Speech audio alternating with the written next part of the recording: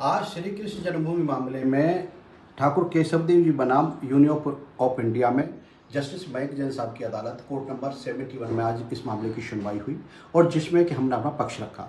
हमारा ये कहना है कि 1670 में जब औरंगजेब के द्वारा श्री कृष्ण जन्मभूमि के मंदिर का विध्वंस किया गया था और विध्वंस करने के बाद जो छोटी छोटी मूर्तियाँ थीं भगवान की, उन्हें ईदगाह में दबा दिया गया।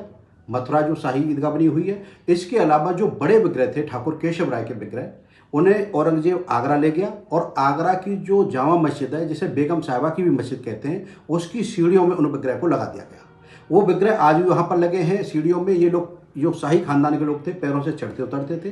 तो इसी को लेकर के हमने एक केस दाखिल किया था और ये केस ट्रांसफर होकर के उच्च न्यायालय इलाहाबाद में आज उसकी सुनवाई हुई। तो हमने माननीय न्यायालय के समक्ष चाहे माशरे आलमगीरी साकी मुस्तक खान की किताब हो, उनको भी एविडेंस के रूप में रखा। इसके अलावा मथुरा मेमोर एफ.एस. ग्राउस की पुस्तक थी, उसको भी हमने एविडेंस के रूप में रखा।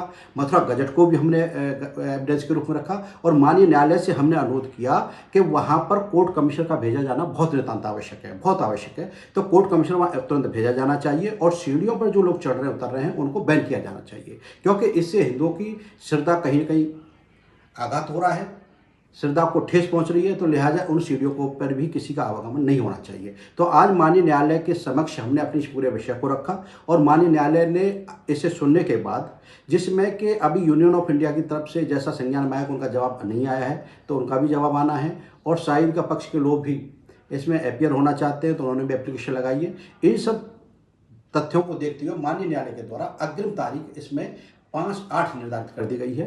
5/8 को इस मामले को पुनः सुनवाई होगी और इसी बीच हमने न्यायालय से यह भी अनुरोध किया था कि वहाँ पर कोर्ट कमिश्नर की नियुक्ति कर दी जाए। तो अभी माननीय न्यायालय का आदेश क्या आता है वो देखेंगे और इसमें अग्रिम तारीख 5/8 नियत कर दी गई है। माननीय उच्च न्यायालय इलाहाबाद में माननीय न्यायमूर्ति श्री मयंक कुमार जैन जी की अदालत में कोर्ट नंबर 71 में आज श्री कृष्ण जन्मभूमि बेनाम साई मस्जिद ईदगाह प्रकरण में पुनः सुनवाई हुई है।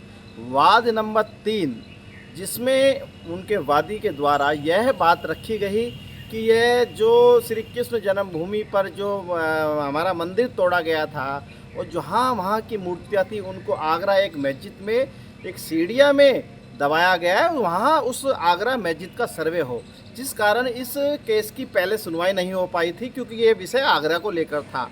परंतु आज माननीय न्यायालय ने पुनः उनको एक अवसर दिया है और उनसे उनकी बात सुनी है। साथ ही वाद नंबर 10, जिसको अदम पैरवी के कारण वादी की जो पैरवी थी वो न्यायालय में नहीं जा पा रहे थे, जिसमें निचली अदालत मथुरा न्यायालय ने ही सिविल जज सीनियर डिवीजन मथुरा ने उनको खारिज कर दिया था। वाद को उन्होंने पुनः रेस्टोरेशन प्रार्थना पत्र उसमें दाखिल किया था, जिसमें माननीय न्यायालय ने आज उनकी पुनः सुनवाई की है। क्योंकि उनके पास कोई प्रार्थना पत्र नहीं था तो माननीय न्यायालय ने ही उनको उपलब्ध कराया। अब वो अपना ऑब्जेक्शन उस पर दाखिल करेंगे। अग्रिम सुनवाई दोनों केसों में 5 अगस्त 2024 में होगी। अब देखना है कि इन दोनों केसों में भी क्या अन्य देशों केस के बराबर कार्रवाई होती है क्या। वाद नंबर 1 से लेकर 18 तक माननीय न्यायालय ने वाद नंबर 3 और 10 को छोड़कर सभी में अपना फैसला आदेश 7 नियम 11 वाद की पक्षनिष्ठता को लेकर वाद चलने योग्य है नहीं है, इस पर अपना फैसला सुरक्षित रख लिया था। अब वह फैसला भी जल्द आने वाला है। माता शाकुंभरी पीठाधीश्वर भृगुवंशी आशुतोष पांडे, मुख्यवादी श्री कृष्ण जन्मभूमि बनाम साई मस्जिद ईदगाह अध्यक्ष श्री कृष्ण जन्मभूमि मुक्ति निर्माण ट्रस्ट मथुरा।